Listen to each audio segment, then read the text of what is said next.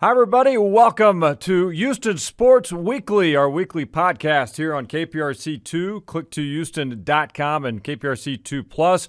Been on a little bit of a break during the course of this Texans season as we bring you all the coverage on Inside the Texans on Mondays and the D'Amico Ryans news conference as well. But we wanted to do a special program for today as we talk Texans, state of the Texans, and kind of where things stand right now after 8 games, fresh off that victory over the Tampa Bay Buccaneers. We're pleased to be joined on this episode of Houston Sports Weekly, a name, a face you know well. Aaron Wilson, our insider for click2houston.com. Aaron, how are you, man?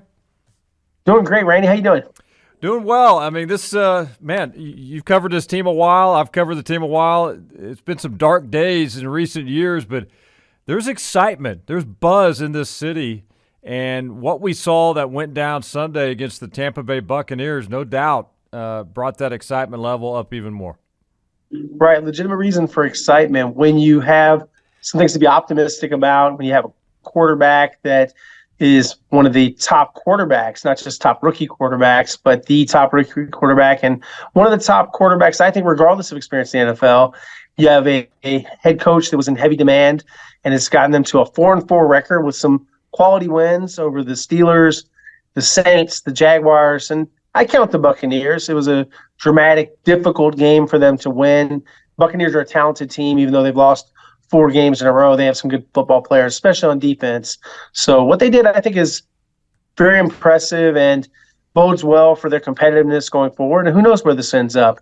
If they manage to even just stay a 500 or a contender team for the remainder of the season, I think that's a big win, and they're way ahead in this cycle of the rebuild because they're still in the rebuild. Let's walk through what went down Sunday in that final, 46 seconds. I mean, we've all seen what C.J. Stroud has accomplished already as a rookie. He took another giant step. I mean, let's be honest. This guy is still a young football player, but I think he's blown a lot of the expectations for him away through these first 8 games. I'll raise my hand. I was one of them that needed proof that he could be a franchise guy. I freely admitted that on the air back in the summer, and even the first couple of games, I said, all right, I need to see more. Well, I've seen enough. That was a big step. That was a big moment that he handled with just poise, and he marched him right down, 75 yards, 40 seconds, and then just fired that pass in. It had to be a precision pass to Tank Dell, and that's exactly what C.J. Stroud delivered. Right. When you think about poise, command, accuracy, displayed all of those things, maturity. He's only 22 years old. Everybody probably needs to keep that in mind, how young he is. And you think about CJ and all of his potential for future growth. This is just the start. So he'll get better, I believe, because he has a great work ethic. He loves the game of football, and he's a very smart young man. But, yeah, that drive that you mentioned, so you start off throwing it to Dalton Schultz, getting yourself in position. And then you hit a really nice throw. I think the best throw of the drive was the one to Tank Dell before the touchdown, the 26-yarder. That got Such a tight the 30, right? Great throw and great read.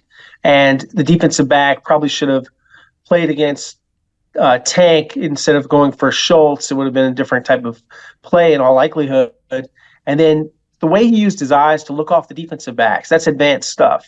And only really well-coached and really coachable quarterbacks do that. He's now on pace for 4,800 yards, 30 touchdowns, and 2 interceptions. Don't know if he'll finish at those numbers, obviously, but that is the pace he has set through 8 games midway through the season. Yeah, and I think everybody's in agreement. The best is still yet to come for Stroud, just the quick development. And how about the way he spread it around the other day? And, I mean, just, 3 guys went over 100 yards. Noah Brown. How about Noah Brown stepping up? Dalton Schultz had a big game. 10 catches, I think, for, $130? I believe that's what it was. Noah Brown, 6 for 153. Then you had Tank Dell went over 100 as well. He spread it around. He's using his guys. I mean, Tank Dell's stepping in. Schultz is starting to develop and really be a big part of this offense. And, of course, Noah Brown stepped up. Just this team is playing with confidence right now.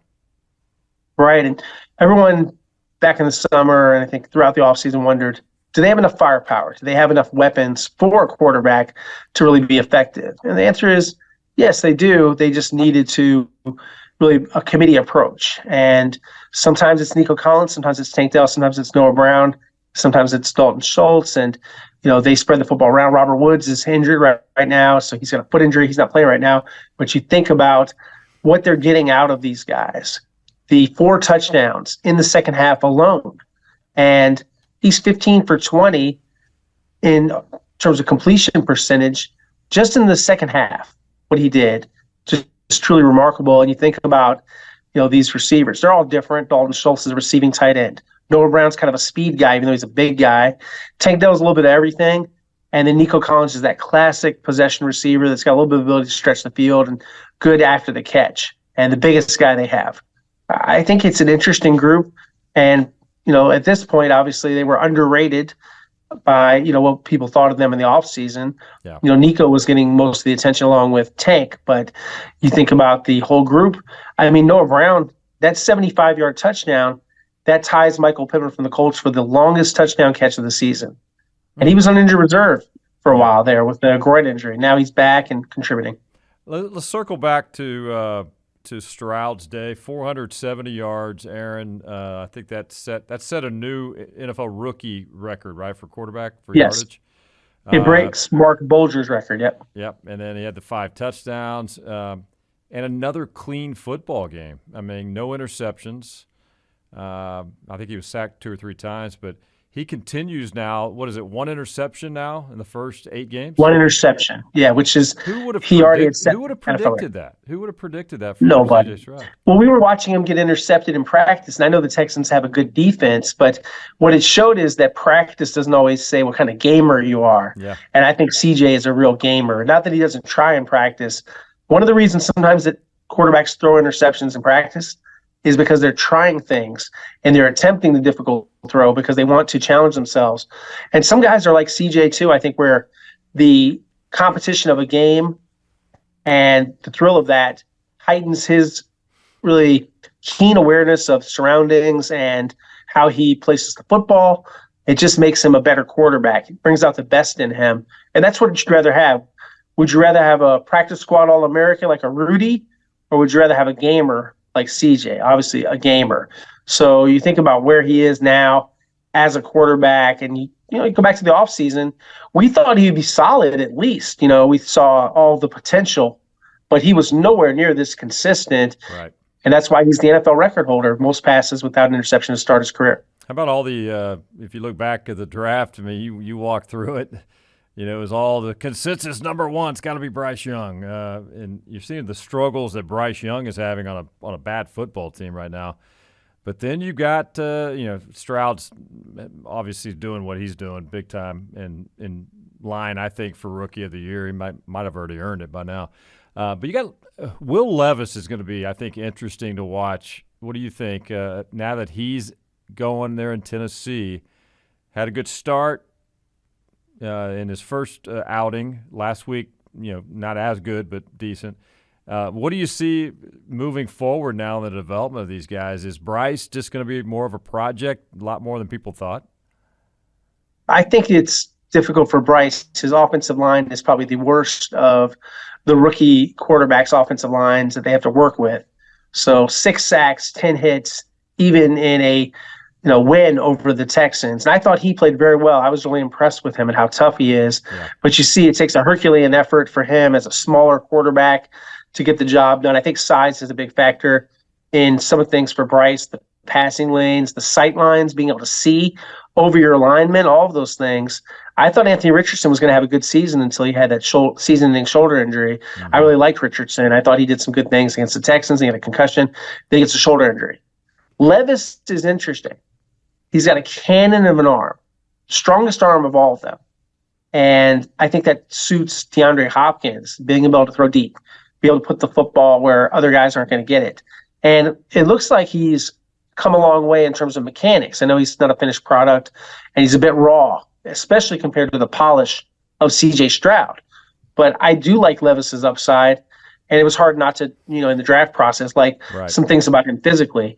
Just wondered, would he mentally be able to handle it all? And so far, off to a good start. Need to see more of a sample size Absolutely. from No Will. doubt. Yep.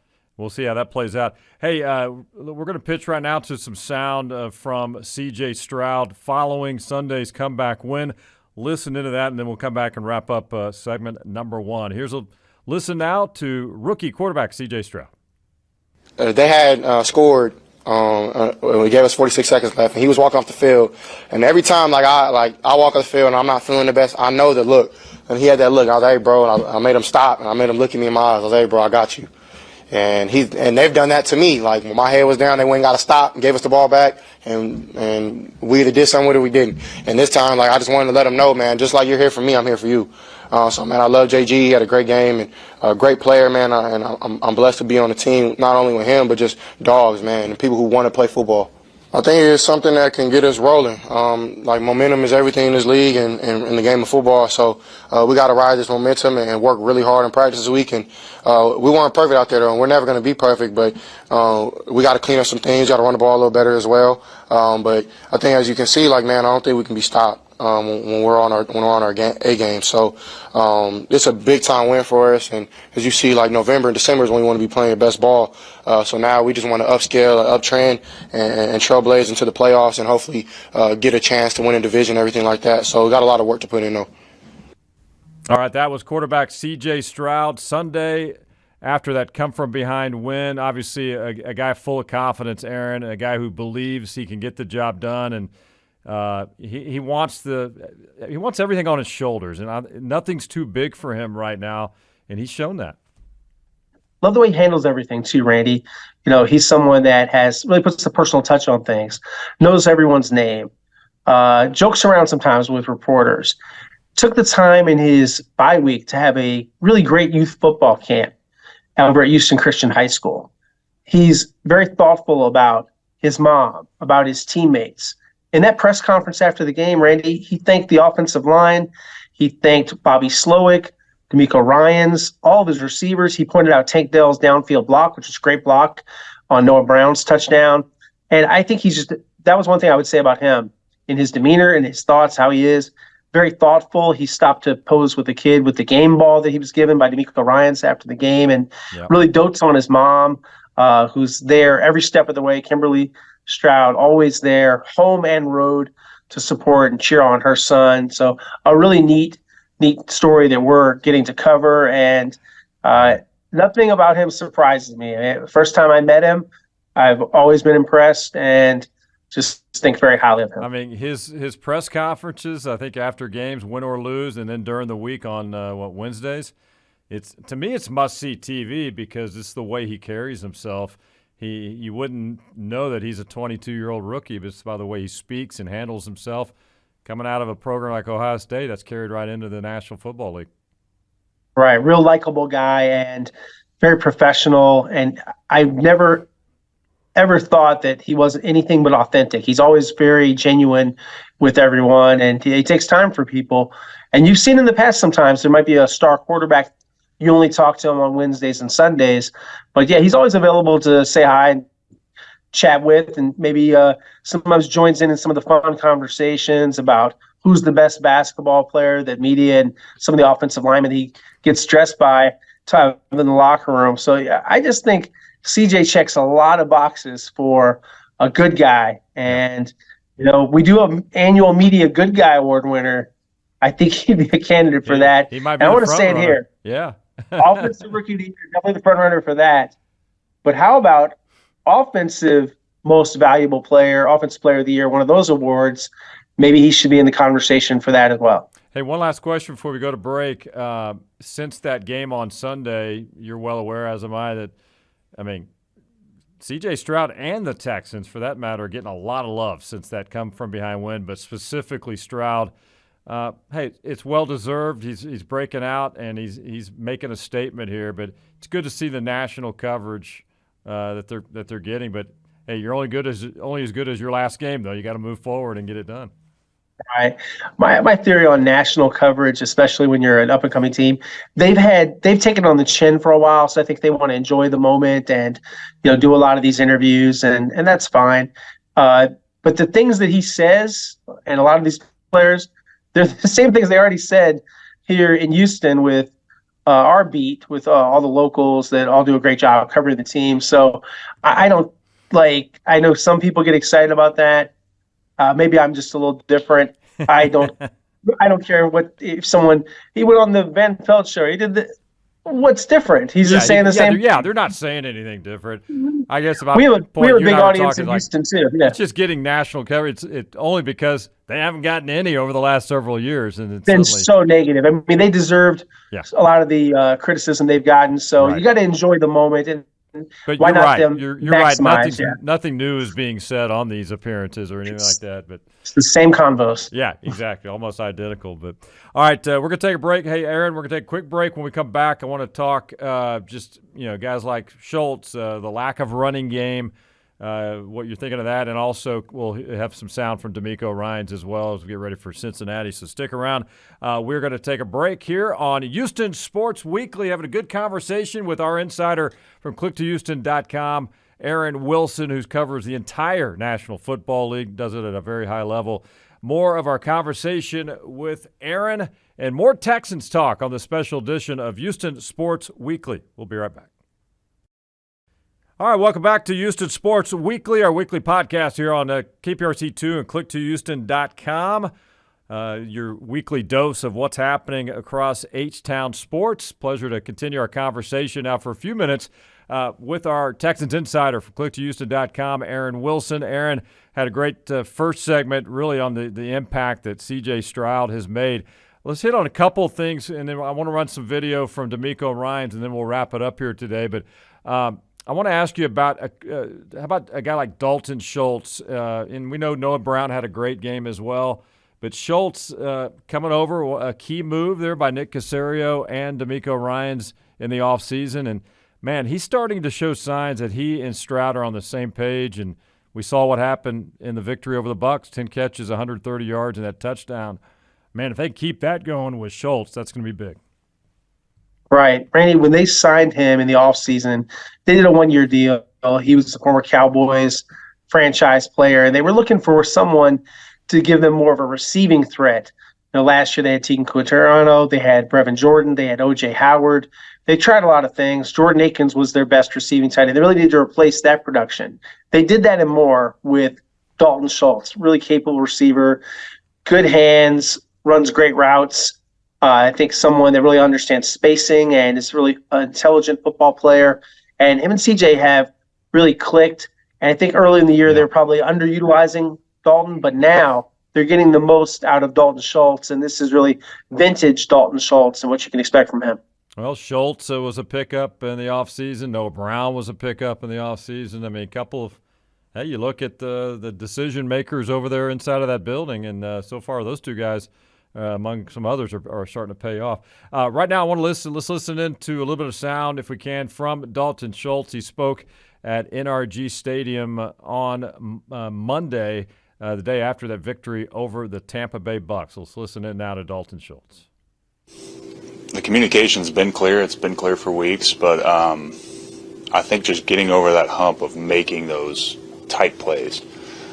You go back and you watch the film. I mean, there's multiple passes, and those last two especially, where like he hits tank and like it's got to be a perfect ball, and he throws a perfect ball.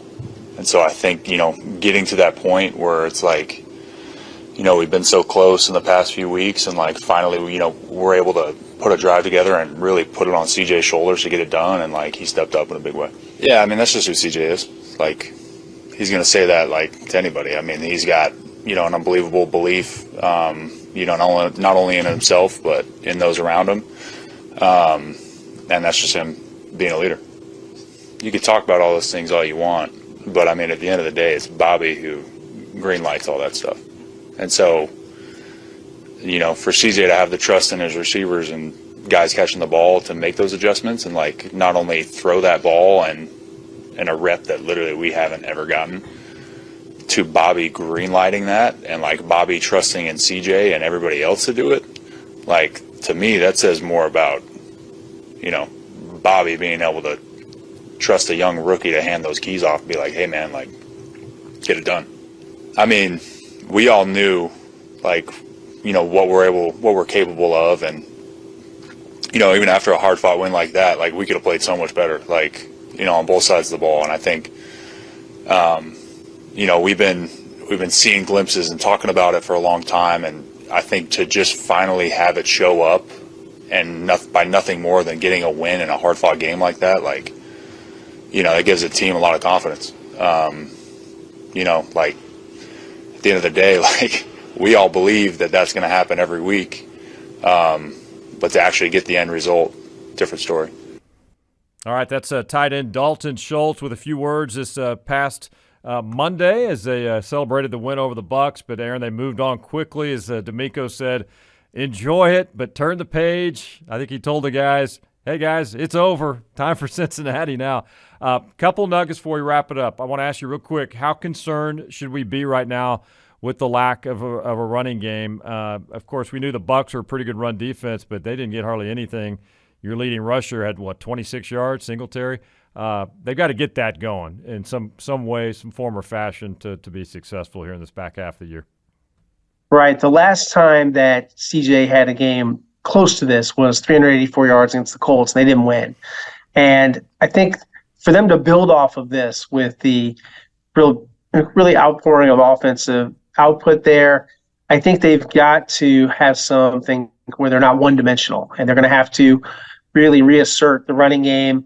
And perhaps Dameon Pierce, I heard there's a chance that Dameon could come back from that ankle injury, missed this last game.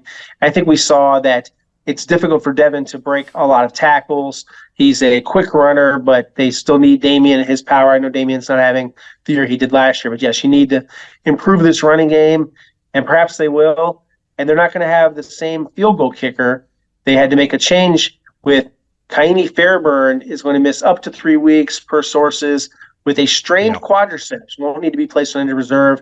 They signed Matt Amendola, as we first reported today, and they brought back Graylin Arnold to play safety and nickel, with them placing MJ Stewart shoulder fracture on IR, and as we reported, Hassan Ridgeway torn Achilles.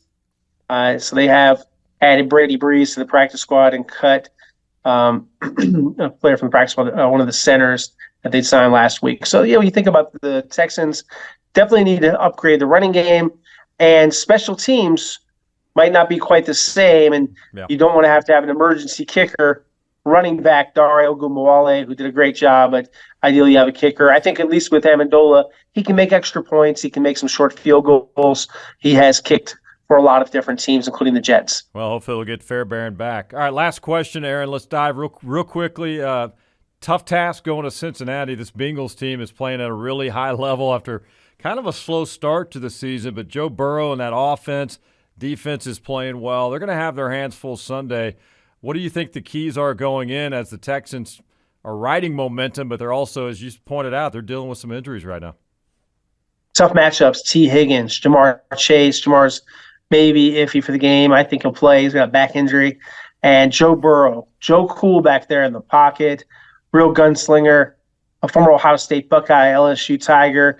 And I think it's a great quarterback matchup. And that's what I think will be the overriding theme of this game is Joe Burrow versus C.J. Stroud, even though they don't play against each other directly, but who outperforms each other. And then they've got a good defense. They got guys like DJ Reader and Trey Hendrickson. They've got some good football players. This will be tough, and the Texans will be missing some guys on defense. I didn't mention this before, but I would have some concern whether Jimmy Ward will be able to play. I think Jimmy could miss this game. So they are going to be shorthanded in the secondary, and it could be another difficult game for the Texans. I don't expect them to be favored to win, but when you have C.J. Stroud, you're in every game. You can't, especially if they're going to the fourth quarter. He's showing, hey, he's dangerous. He can make the big plays. They're going to be underdogs. There's no doubt about it. But even if it is a setback, maybe they'll steal one. But even if it is, you're coming back home for what, two straight 3 straight, something like that? 2 straight. How many? And a game against Arizona, it'll Yeah. only be Kyler Murray's second game Right. back. Kyler's returning, That's activated today officially. That's a winnable game, man. And say you lose at Cincy, you win that Arizona game, you're 5-5 after 10 games. You're very much in this race. You got Jacksonville, I believe, coming in as well, and that's going to be Circle a big your game. calendar, November 26th. Yeah. Yeah, I think that's going to have a lot to do with this division race in the South Division. Absolutely. Aaron, as always, man, great work. Man, you had a great week breaking stories left and right on click2houston.com like you always do. My best was Carson Wentz, I think. Carson Wentz to the Rams. You were all over that, man. Everybody's giving you That was credit. a good That was one. great. I appreciate it. Thank you, Randy. Keep up the great work. We'd love having you part of click2houston.com and KPRC2 Sports. And we'll talk to you Sunday on Sports Sunday. You'll be there covering the game, and Chancellor Johnson will be Cincinnati. there as well. And we'll talk to you guys on Sports Sunday. Aaron Wilson, our insider for click2houston.com, hanging out here. Hope you enjoyed the conversation, talking all things Texans here on Houston Sports Weekly. We're going to wrap it up.